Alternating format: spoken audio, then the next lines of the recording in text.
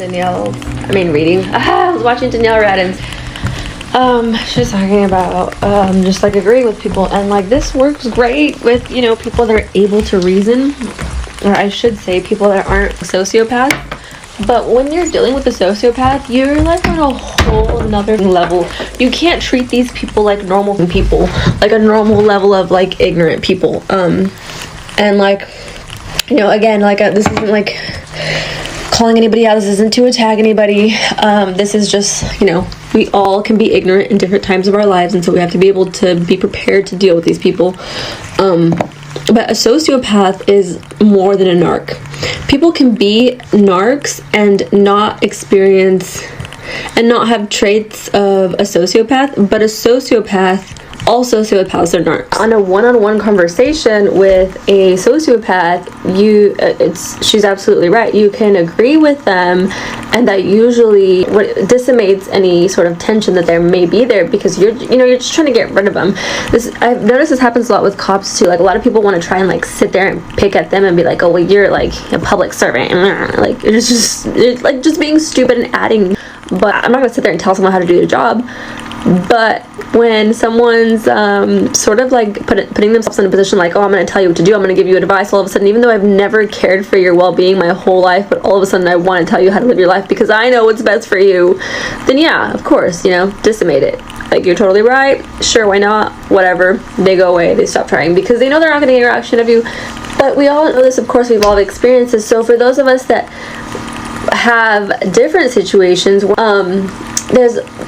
there's a whole nother level of sociopath these days that they realize they can't get to you in a one-on-one situation, so they have to bring other people into it. They have to bring their a 30-year-old. So we see this a lot happen in businesses, like where like a really good business. I'm going to use Wen for example. This is a multi-million-dollar company.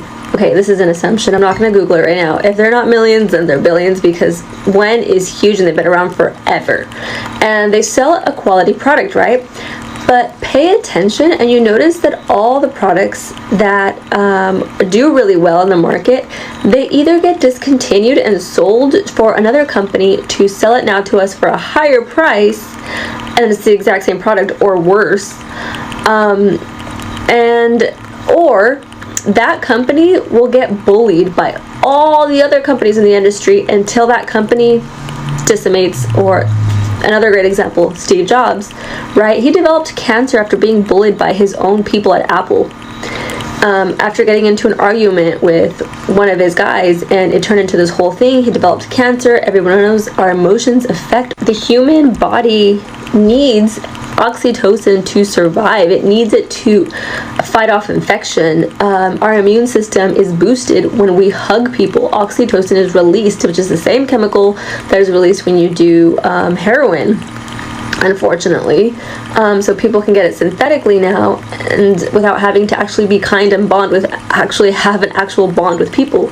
And so this is also the chemical that gets released when you give birth. You and your baby release oxytocin so that you two can bond to each other.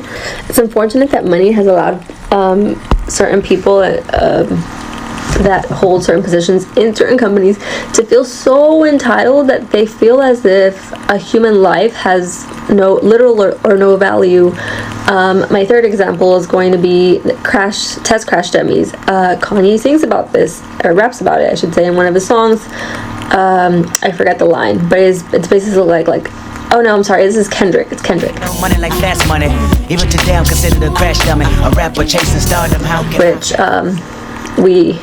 I forget the name of the Harvard professor, but it's on my profile, talking about how car companies value the life of a human at $11.35. That's an example of consequentialist moral reasoning.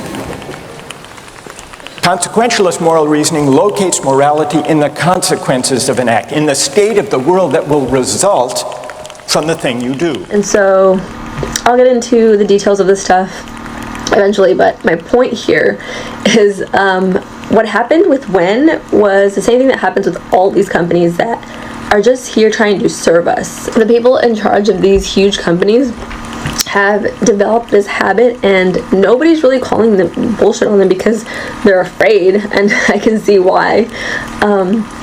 But for example, what happened with Wen was they were sued for people having, going bald, having their hair fall out.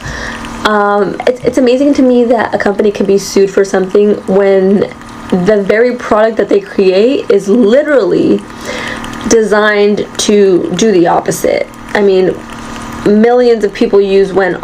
You pay a very high price to order it online. It's inconvenient because you can't just buy it at a store, because people will buy it and then return it and fill it with some cheap conditioner and because it's that great of a product that people are willing to steal it and go up to great lengths because of the value of it, right? The scary part is how these people that are running everything, how we're just allowing it, because it's our choosing. It's not up to anyone but the masses to decide what's going to happen. If we decided to have a revolution today, it would happen. Why haven't we decided it? Because we're too comfortable. We're not uncomfortable enough yet. Nothing has happened to make us uncomfortable.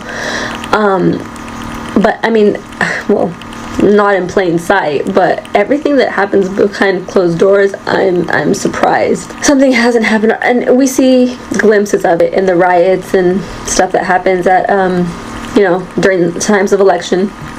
But if we could just figure out a way to do it less sporadically and just be logical about it. And I'm not saying let's go host a rally and shoot a bunch of senators. Of course, that's not what I'm saying at all. Nobody has to get shot. I don't even believe in that we should have guns. But the fact that so many people do fight for our gun rights should tell us something, right? That there's obviously an issue of, people obviously are fearing for their safety and feel the need to protect themselves. And we should ask ourselves why. And aside from that, if we are going to, if we're seeing constantly all this violence sort of break out, and at times that seem unexpected, there are ways to deal with that. And there's the issue of misplaced anger as well, right? I don't even know what to call all this, because I'm saying too much, but the word escapes me right now. We'll come back to it. Lord, direct me. I'm at a loss of words right now, you guys. All I can think of is maybe stride.